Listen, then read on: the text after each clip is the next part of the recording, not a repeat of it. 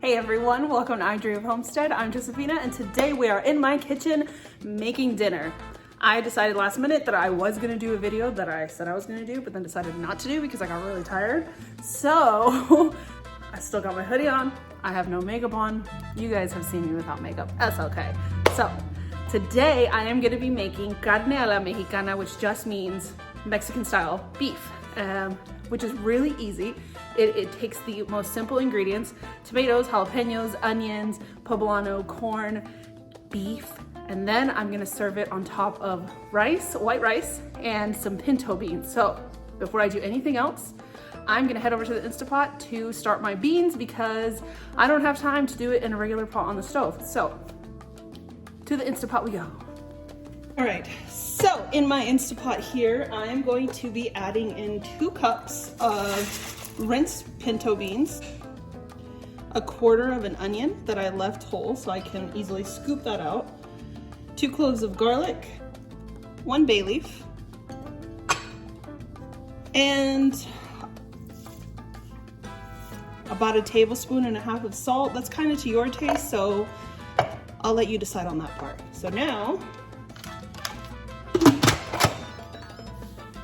I'm gonna put on my lid, gonna make sure I have it on seal, and then I'm gonna set it to 32 minutes.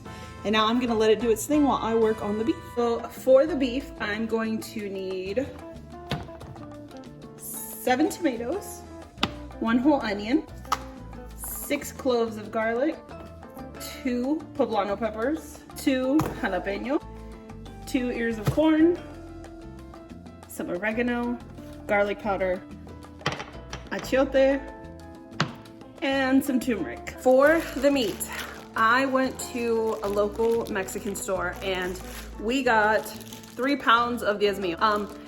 Somebody can correct me if I'm wrong, but I do believe that diezmillo is thin sliced chuck roast. I've done this with fajita meat, I've done this with flank steak, I've done this with a whole chuck roast that I chopped up. I've done this with stew meat that I cut even further into smaller pieces. So whatever cut of meat you have, I'm sure it's gonna be absolutely delicious with this. These are really thin cut, so I'm just gonna chop them up to small pieces. But first, before I do that, I am going to prep all the veggies, make the sauce, and then I'll work on the beef. First thing we're gonna do is make the sauce. And this sauce is so easy. I am literally going to just give a rough chop to all of these ingredients and throw them in a blender. So what you're gonna need for those are 3 of the tomatoes, both jalapeños, all of the garlic, a quarter of the onion, and the oregano. I usually use dry, but I'm out, and so I just ran out to the garden and got some fresh. So time to rough chop that and blend it up.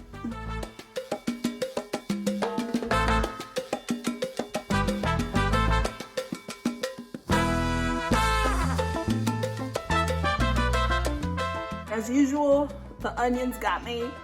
That was literally it for the sauce, so now I'm gonna leave that to the side and I am going to chop some veggies. So for all the vegetables, I am going to try to slice them all roughly the same size.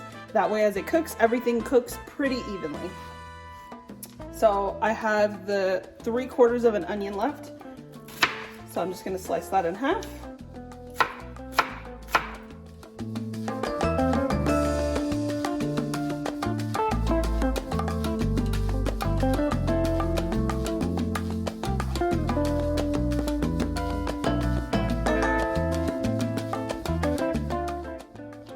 So for the tomatoes, I cut them in half and then I'll just cut them lengthwise all the way across.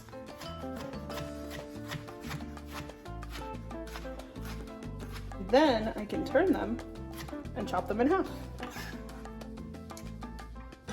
So again, I've got the tomato that's in half.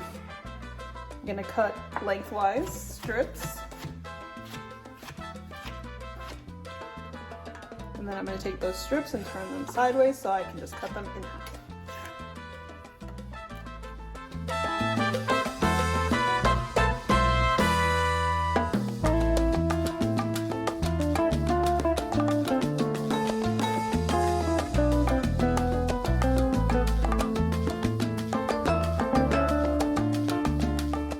I am going to remove their stems and the seeds and slice those up as well.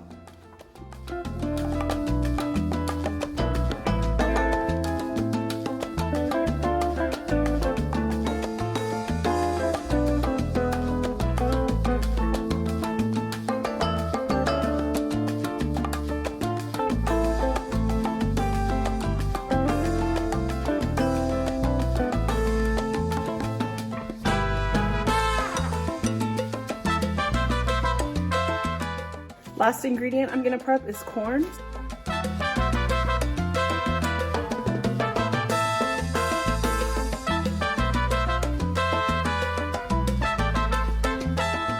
So I know there's lots of different ways you can get the kernels off, like putting it on top of a bowl that's inside of a bowl and cutting it that way, or just standing it up straight and cutting it this way.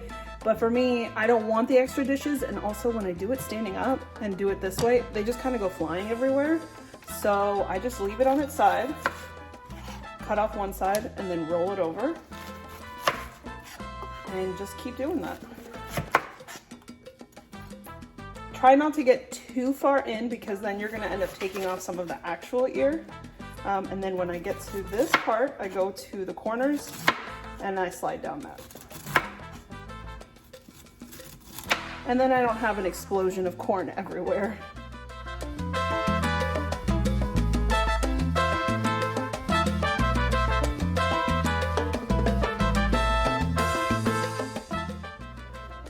My chickens are gonna be so happy about these tomorrow. And that's it for all of those ingredients. So the poblanos and the corn are optional in this. It's not going to affect it if you don't have those two ingredients in it. I just absolutely love the crunch and the texture and the flavor that these two will give, because these are gonna soften, the sauce is gonna soften, the meat's gonna also be soft, but these corn and poblanos are going to have that yummy bite still to them. So you'll get a variety of texture while you're eating, and it is perfection. I look like I was crying because the onions got me. But next step is the meat. I saved the meat for last because I am using the same cutting board for everything. And while the meat's gonna get cooked first, it is best for me to save the meat for last, because I don't want to contaminate the cutting board with all that beef. And then every time I touch the cutting board, I'm gonna have to deal with meat on my hands and having to wash them repeatedly. So to avoid the cross-contamination, do all your veggies first and your meat last. And because this cooks so quickly, now that I have the sauce done and the veggies chopped, once I add in the meat, I don't have to go and rush into chopping everything, because that meat's gonna cook pretty quickly. So I'm just gonna take this meat and start cutting it. You can see that it's really thinly sliced steak. Anytime you go to a Mexican store or a Latino market, they have all of the meats thinly sliced like this. You can also get them cut in different ways, but this is how we cut it for things like doing a carne asada or for making tacos.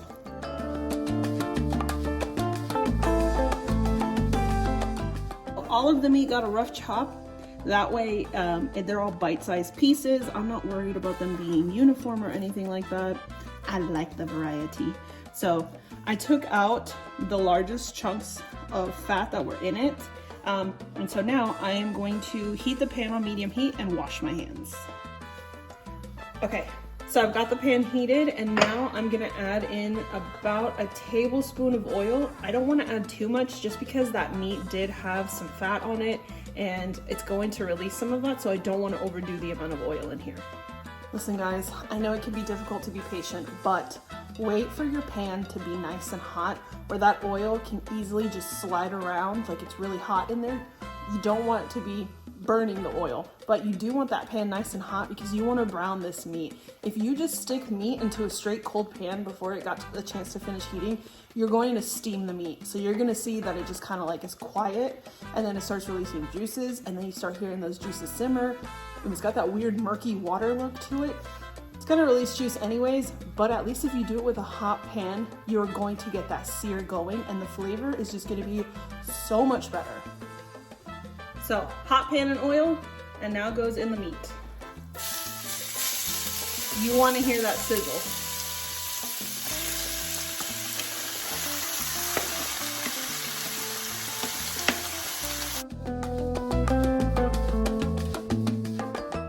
While the meat is searing, I'm gonna add in the seasoning. So I'm gonna add in some garlic powder.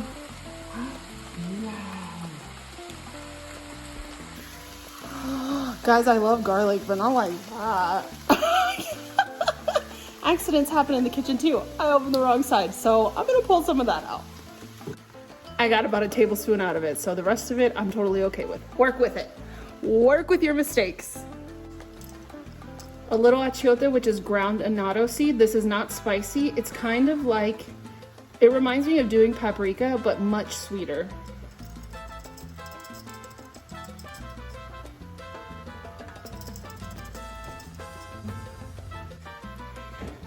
And some turmeric.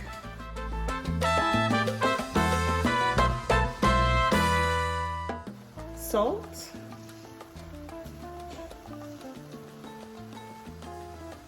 I'll wait until later to add more if I need it. And pepper.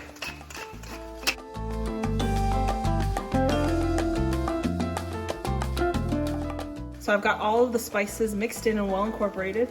Now I turned it up to medium-high heat because I realized medium wasn't enough. So I've got it on medium-high heat, and now I'm gonna let it sit so that it can start to brown, and in a couple minutes I'll come in and give it a stir.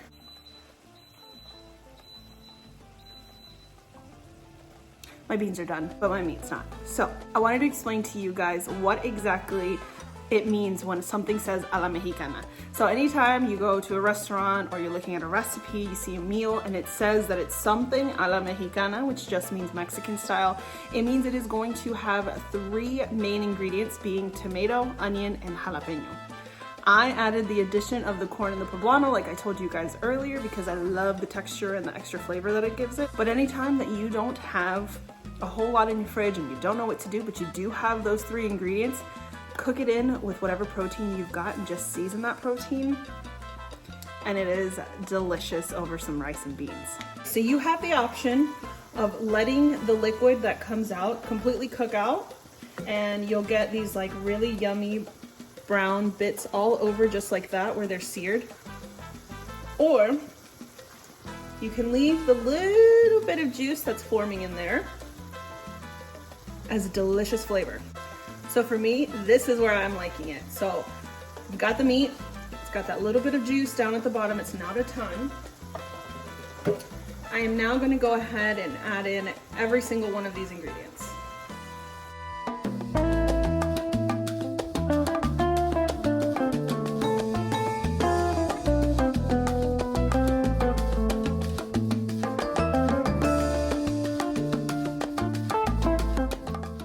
Okay, with that still on medium-high heat, I mixed everything in really well, and I'm gonna let this cook for just a few minutes, stirring occasionally, just so I can start softening up the onion and the tomato more than anything else before I add in the sauce. So you may be wondering, or not, and I'm giving you useless information, but why did I make a sauce of the same ingredients that I've chopped up and added in? That is purely for texture. So having the meat with just sauce, while that would be absolutely delicious, it is not the same when you're taking a bite of food and you're getting bursts of like the tomato releasing that juice that's been cooked in a very different way. When tomato gets sauteed like that, it's so different than when you've pureed it and then you've cooked it. It's just got a sweetness to it that's different because it's more like a roasty sweetness. And so you've got the burst of flavor from that. Then you've got the kind of crunchiness from the poblano and the onion and the corn. Ugh, I love the corn in it because when you bite into that, you get those bursts of that corn juice in there, and I absolutely love it. So sauteing the veggies, aside from doing the sauce, is just so that we'll have enough sauce covering everything, but we'll have lots of bites of everything, because you can turn this into tacos, you can turn this into filling for taquitos or for burritos. Just have it all by itself in the morning with some refried beans and a fried egg. There's so many delicious ways that you can have this. So this has cooked for about 5 minutes, and now I'm gonna add in that sauce.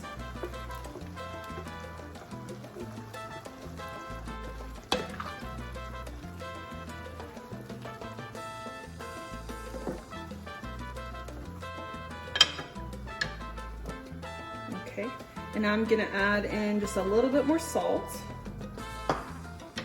Stir it in. Okay, so now I'm going to cover that with a lid. I turned it down to medium, and I'm gonna let that go for about 5 minutes, and then I'll come and check on it and see if it needs any more time.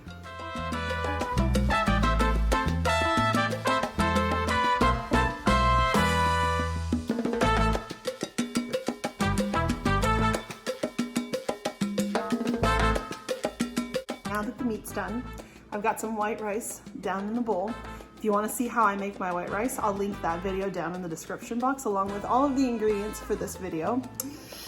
But let's go to the beans.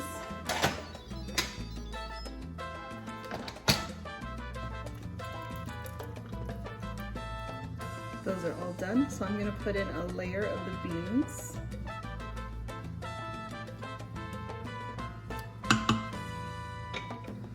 Now we're gonna move over to the meat.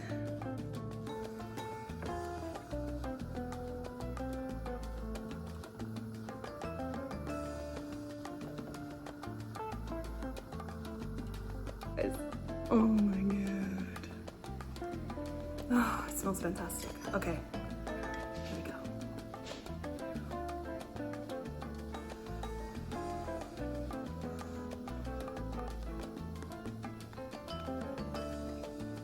I got a little bit of everything. I've got the onion, some tomato, the poblano, corn, meat, rice, beans.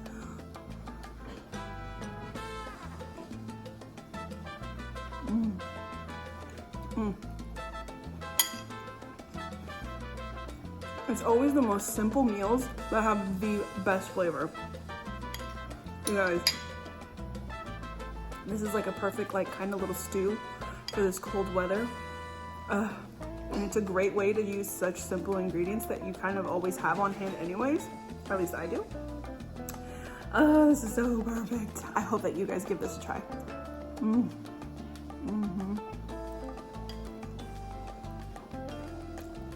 I'm telling you guys, you can turn this into anything from burritos to tacos, fried tacos, taquitos. You can even do quesadillas. Sprinkle in the cheese, add some of this meat in and close it and cook that quesadilla. Absolute deliciousness. That's it for today's video. I hope you guys enjoyed. If you did, please give it a thumbs up. And if you haven't already, I hope that you're willing to hit that subscribe button and stick around with me for a while on my journey to becoming a homesteader. I'll see you in the next one.